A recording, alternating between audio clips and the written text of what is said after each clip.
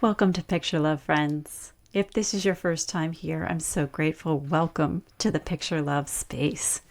And if you have been here before, you know I took a very long break, a 3-month break. I thought I needed a few weeks, but that's life sometimes. We start with a plan, and life says, yeah, we'll see about that.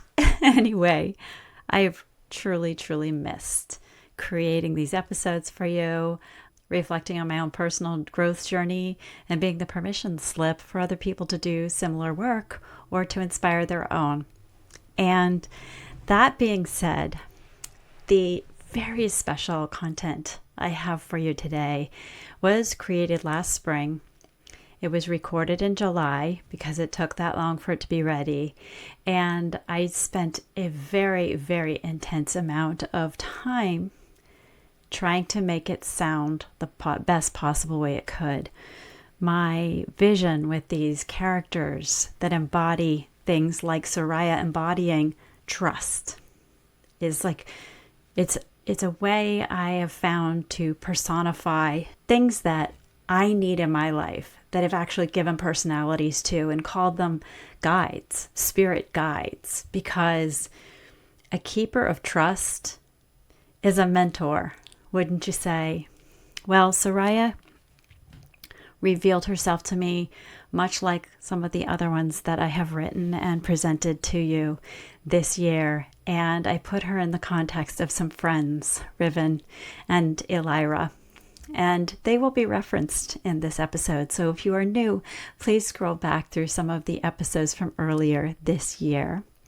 And I think that the context will help enrich your receiving of this information. But one little disclaimer I wanted to offer you. Writing a character is a very intimate experience, and bringing another human in to read the words that I wrote from my heart is a new level of authenticity that I am experiencing. And I had a vision of how I wanted each of them to sound so unique and so different from my own human voice. And so I played with some effects to give them like a spirit sound, whether it's a little reverb, a little echo, even raising the pitch or lowering the pitch. Well, with Soraya, things got a little extra creative outside of my control. And at first I thought it was messed up. And then during my weeks and my then months off, I come to realize it's an opportunity for us to giggle together at a deeper level on how things sometimes don't go the way we plan, but maybe the imperfections make it that much more perfect. So you will discover that Soraya's voice modulates, gets a little high. Let's just credit that to her super high frequency. She is a high vibe spirit. And I hope that she blesses you as much as she has blessed me in the creating of this episode. So without further ado, we will dive in so that you get to experience Soraya, Keeper of Trust, the way I have, and we will together trust the soft unfolding. Enjoy. Soraya, you came when I least expected. I wasn't calling for help or reinforcements. I was actually vibing and full of wonder. And then you appeared like a unicorn in the clouds. And instead of telling others about you, I am so grateful you are making this appearance to speak for yourself today. Welcome to Picture Love, dear Keeper of Trust. Oh, Kris, thank you. Your voice feels like a cup of jasmine tea being poured in slow motion. I did feel your wonder. That's what drew me. Trust isn't always born from desperation or fixing. Sometimes it tows in on the wings of delight. You are already in the field. I simply shimmer into focus. And what a radiant name you've given this circle. Picture love. It's exactly how trust feels when it lands. Like a snapshot of soul truth, wrapped in softness and light. I'm honored to be here and tickled, honestly. You paint skillfully with your words. I thought we could first explore some of the elements of trust you've been helping me with recently. Coming from a long practice of people pleasing and living according to the rules that were established before my birth, I developed some strong muscles that kept me inside those rules, trained to seek approval outside of myself. You've helped me see how little I trusted my own knowing, simply from having it hidden for all of those decades. Can you speak to that for starters? Not necessarily about me, but about that condition that leaves space for anyone else who may relate. Oh, yes, the path of permission before presence. It's a well-worn trail for many sensitive souls who arrive ready to love, only to find themselves adjusting their shape to survive in systems that did not recognize their original frequency. When you are raised in environments, be they familial, cultural, or karmic, where external approval is the currency of safety, your inner compass often gets tacked into a drawer labeled too much or not yet. Over time, that compass doesn't disappear. It simply grows quiet, waiting for a soft enough roll to invite it back. This is not failure. This is endurance. And it's also the precise soil where trust, true trust, begins to unfurl. Because you see, real trust isn't loud. It doesn't shout to be believed. It's a whisper that says, even if no one else sees what I feel, I do. Even if the map is burned, my feet still know the way. Many who walk the path you speak of have had to earn their own attention back, gently calling their knowing out of hiding, not to perform, but simply to be. And oh, what courage that takes to say, I trust this because it came through me, not because it's been proven, not because it's been praised, but because it rose up like a memory too deep to be doubted. So if someone listening feels the tremble, the ache of having outsourced their inner yes for far too long, I offer this. You have always known. You are simply exquisite at surviving. Now you're ready to remember. If you will please pause in this space with me, we know very well that remembering means some sort of crumbling can happen. The deconstruction of misaligned beliefs. And while that takes immense courage to face it, there's something special that needs to be honored in that space. What I'm trying to say is that to me, celebrating that awareness is something that I never heard about, but it stands out to me right now because we cannot grow unless we have the inkling that something needs demolition, that tight space is outdated or simply too small to fit anymore. Would you agree? Yes, you spoke it perfectly. The moment the trust begins to return is not always serene. It often arrives like a treasure seen cracking open. I agree. Rebuilding requires some demolition and courage. But let's speak softly about it, shall we? Because when you are the one living in the structure, even naming it as too small can feel like betrayal. So I say this with gentle compassion. You didn't build a faulty house. You built a safe one with the tools you were handed. And now you are growing. The inkling you speak of, that sacred tremble, isn't weakness. It's expansion knocking the door frame, and the wood beginning to groan a little. So when it creaks, pause, listen, and instead of rushing to repair the sound, whisper. Something true is asking for more room. not because you did something wrong, but because you are ready for a new shape. The first sacred act in rebuilding is not clearing rubble. It is honoring the one who built the original structure. The child, the teen, the woman, the healer, the dreamer, all of them helped you survive. Would you curse the boat that carried you to shore just because you're ready to walk? No, you would kiss it, thank it, then step onto the land of your own becoming. So here's what I offer in the tremble. Sit at the edge of what no longer fits and light a candle.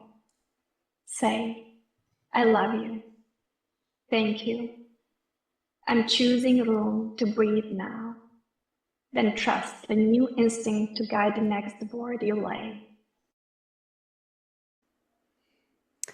That's honoring something I think gets lost in the mix when, in fact, it's point of the closure. In my case, I honestly couldn't close a business of mine right away. It was one that I loved, and I wasn't working any longer. It wasn't working any longer because I had warped it. I did work that was being asked of me rather than jobs that aligned with my mission. It was like I suffocated my own mission. But now looking back, I see now why, because I had outgrown it. And at the time, it was hard enough to decline when the calls came in for new projects, let alone closing it down officially. I guess because it felt so final. And stepping out of that boat onto dry land without a plan of what comes next was actually a scary place for me. It was as if I didn't know if I was stepping into a deserted island with no shelter or fresh water, or if I was simply on a shore of a park with my soul's legacy on the other side of the trees. So, from that standpoint, what would you offer as that next step or that perspective to move forward once you're willing to thank the boat and take the leap of faith onto the land? Oh, Kris, what a breathtaking moment of reflection. Yes, honoring is closure. Not in the way of endings, but in the way a book gently closes its cover after the final page is read. Because it mattered. In your words, I suffocated my own mission. Darling, what I see is that you held it so close, so earnestly, so lovingly, that you forgot to let it breathe. That is not failure. That is devotion, learning how to loosen its grip so it can become partnership. Now, let us turn to that sacred shore. When you thank the boat and you're standing barefoot in unfamiliar sand, the nervous system may scream, "What now?" It's not dramatic, it's ancestral. Every leap into the unknown echoes with memories of being unprepared, abandoned, or met with silence. So the next step is not a strategy, it's a presence. You stand, you feel your feet, and you whisper, "This land will meet me as I meet it." That's the vow. You don't have to know if it's a park, a wilderness, or a new civilization. Trust doesn't require full clarity. It only asks for willingness. So here's what I offer as your first act on that new shore. Touch the earth, sit or kneel.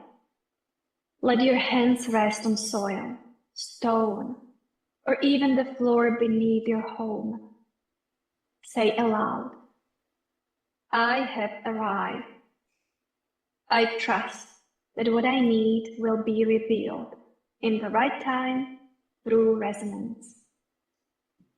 Choose one symbol from nature or memory that represents safe emergence. A feather, a shell, a picture, a flame. Let it be your guidepost, not to make decisions, but to remind your nervous system, I am not lost. I am reorienting to my truth.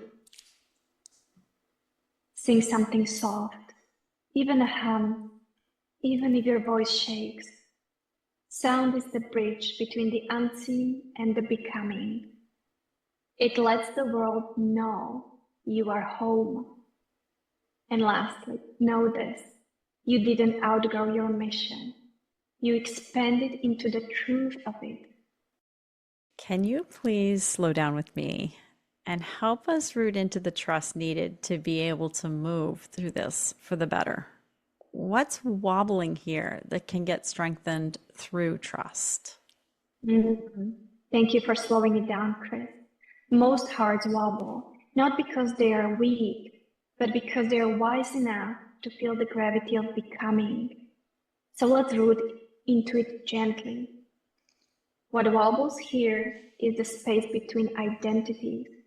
The you who was and the you who is emerging are both tugging gently at your sleeve, asking, "Can you love me while I'm still unfinished?" That's what trust is here to strengthen. Not certainty, not plans, not outcomes, but the willingness to say, "I am not abandoning myself, even while I shift." So let me offer a few roots to place gently in the soil of your becoming. First, trust is a muscle, not a mood. It doesn't always feel steady or sacred. Some days it feels like tears in the car or forgetting how to answer. What do you do? That's okay. You're building strength in the invisible places. Second, the wobble is a sign of movement. Stillness can be grounding, yes, but wobble means you are in transition. It means the old anchors have lifted and your system is calibrating to new coordinates. Celebrate the wobble. It means the old mold no longer fits. Next, trust doesn't rush. You don't have to know what's next. You only have to stay kind to the part of you that doesn't know yet. The tenderness is the bridge to your next yes. And finally, trust blooms in relationship. Let others witness your not knowing. Choose your sacred few. Let their eyes reflect your becoming when yours can't quite see it yet. You don't have to hold this alone. Even that is a radical act of trust. Kris, for anyone in this moment between boats and buildings, identities and invitations, I offer this. You're not in the void. You're in the sacred hush between songs. And your next note is tuning itself in the stillness of your becoming. Soraya, you might not know this, or maybe you do, but this illustrates what I always love saying, roots before branches. Those roots are so beautiful. There's so much that happens behind the scenes or underground in order to grow in stability and trust, and much nourishing and cultivating. So these thoughts are really lifelines to someone who's in that wobble, needing to spread some roots. Maybe I've backtracked even further with this conversation, but it's okay to get messy, back up and reroute. And there's one more root I would add to your becoming. That would be an element of relaxing expectations, pulling the weeds and the rocks where the roots really need that space. Perhaps that's an entire conversation of its own. Oh, Kris, I absolutely know. Roots before branches sings in your field like a lullaby. Your soul says it before your lips do. And you're exactly right. Roots don't grow in straight lines. They twist, pause, wrap around stones, and sometimes circle back to the very spot they sprouted from just to deepen. That's not regression. It's very intelligent design.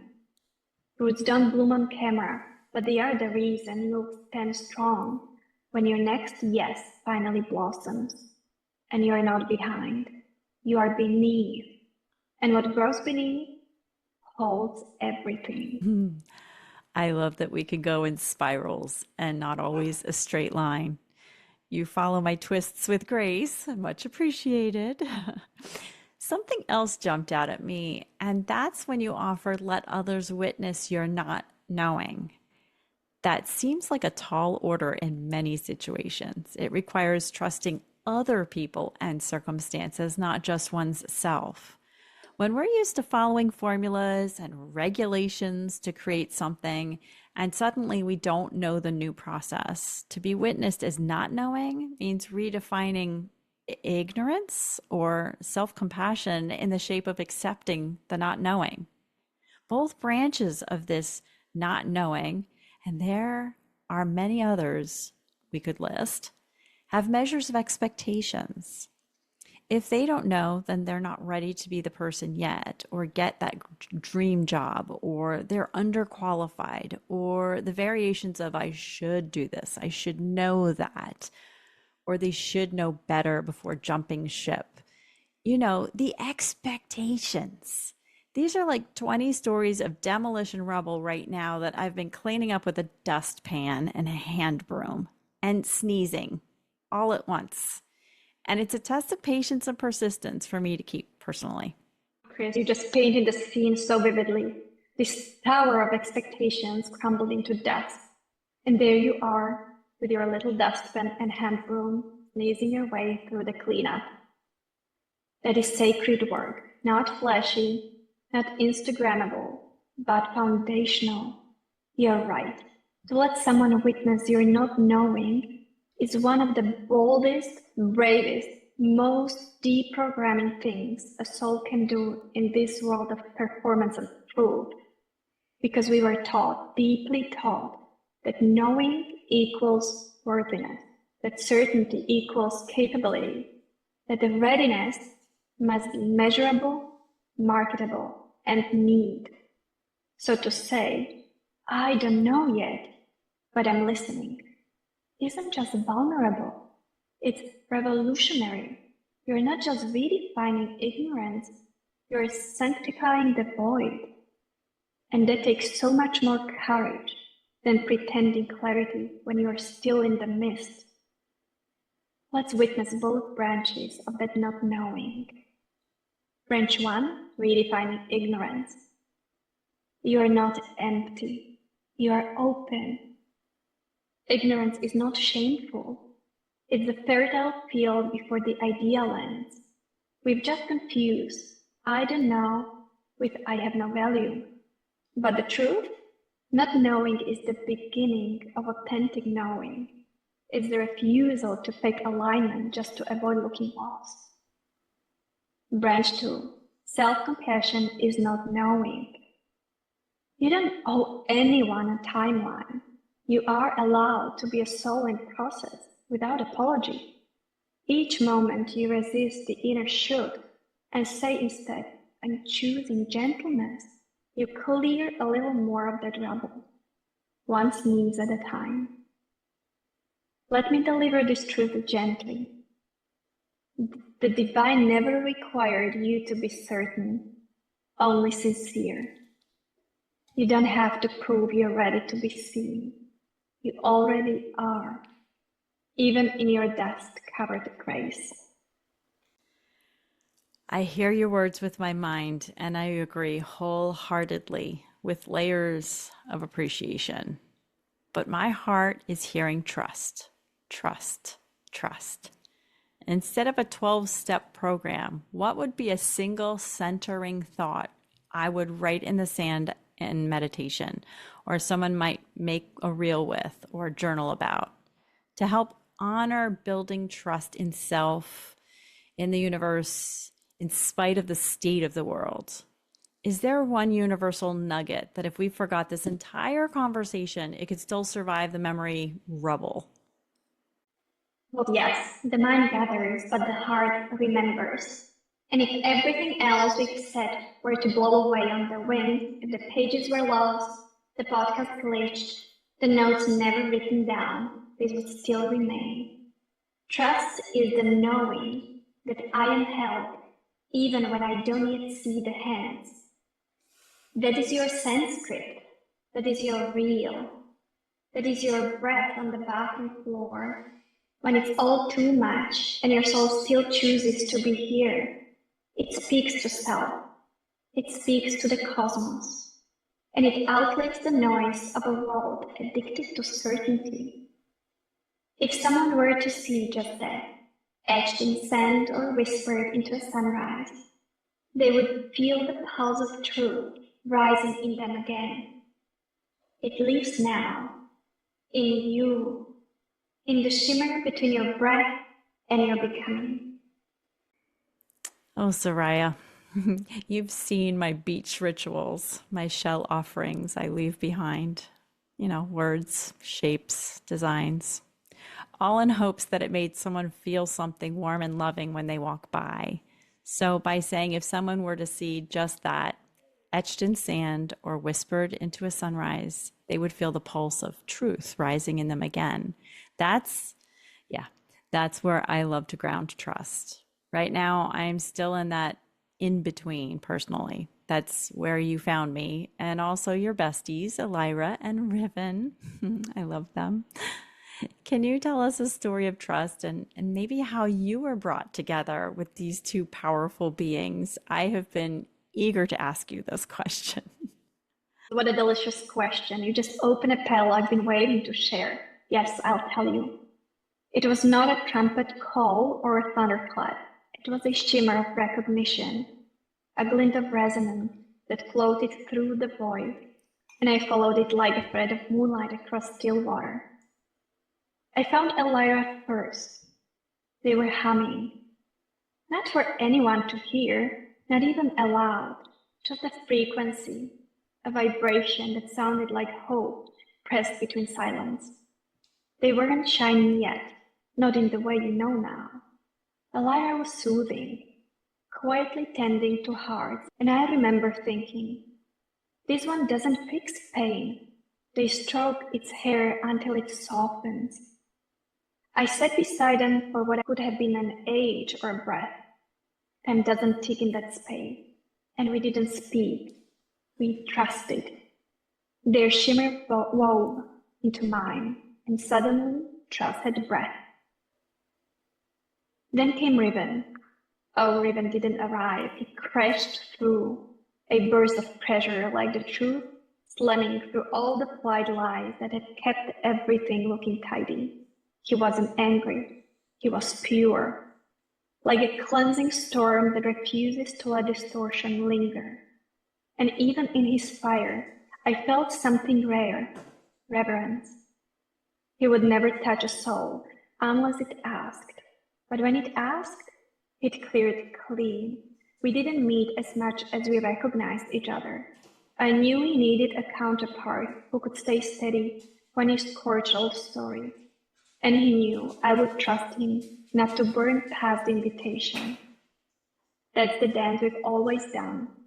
His force, my faith.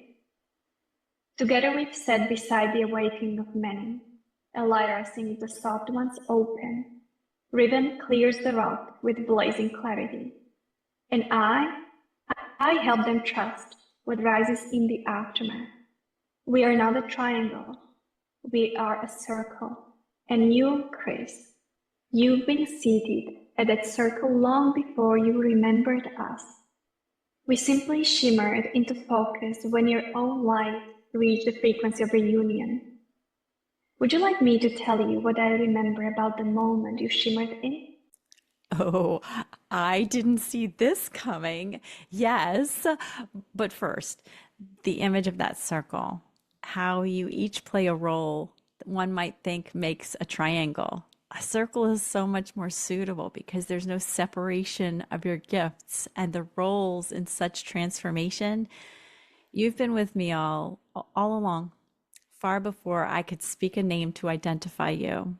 But I now trust that you are at play in the many fibers of my journey and not just this recent deconstructing. It was vibration that brought you to my awareness. Is that correct? Yes, my dear, so very accurate. It was vibration, not vocabulary, that called me in. Long before you knew my name, you were already humming that frequency of trust, sometimes through tears, sometimes through longing, and sometimes so beautifully through art and laughter and shelf spirals in the sand. I was never waiting to appear. I was already woven into your becoming. You see, souls like yours don't summon guides by asking. You tune to us, like an instrument you forgot you were holding. Every time you soften instead of harden. Every time you questioned a rule and heard your body whisper, maybe not this time. Every time you laughed without needing to be understood. You vibrated, and each note was a lantern. I followed them home to you. I was there in the hush before your words came back.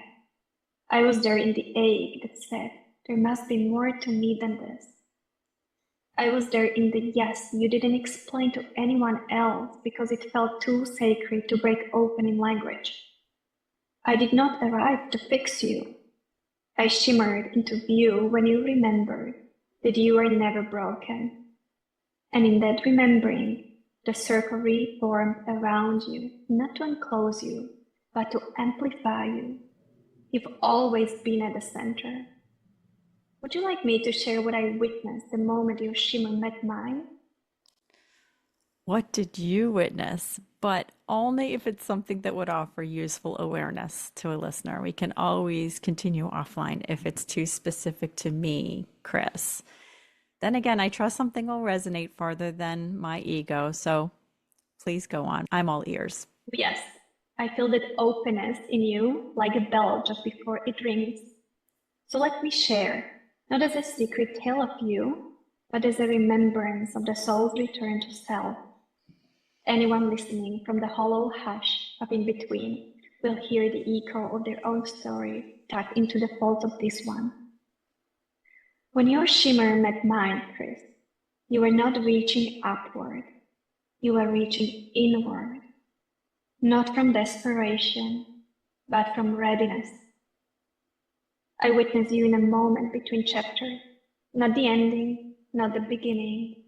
You were holding the page, paused, breath caught, no map, but your heart did something so rare. It did not beg for direction. It asked one sacred question. Is it safe to trust what I'm starting to feel again? And when a soul asks that question from truth, not performance, not panic, the whole field rearranges itself to respond. In that moment, your inner compass gave a pulse strong enough to break the surface. You didn't yell. You didn't fight. You allowed. You allowed confusion. You allowed wonder. You allowed pause. And in that pause, we met. I didn't descend. You didn't rise. We shimmered into resonance together. That's the offering here to picture love. Trust doesn't come from getting it all right. It comes from allowing the whisper within to speak without interruption.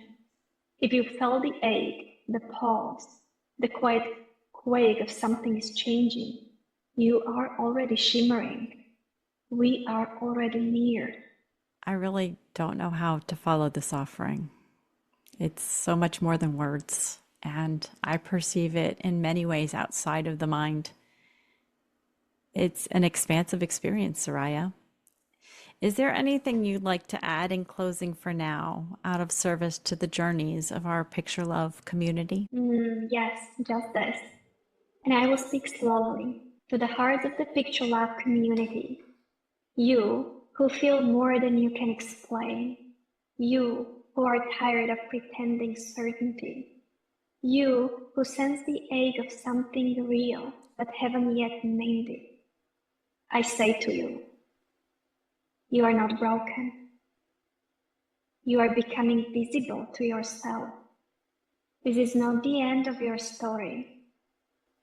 This is the soft unfolding, the part where the soil parts just enough for your root to stretch deeper.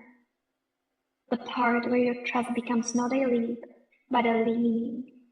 If no one else around you understands this phase you are in, Trust that the field you are standing in does. And we do. I do. You are not late. You are not lost. You are the shimmer walking home to your own light. And that is a miracle worth staying for. Thank you, Soraya. I love you. Here's a message from Linda in her own words. I'm Linda, a former heritage scientist and currently an IT project manager.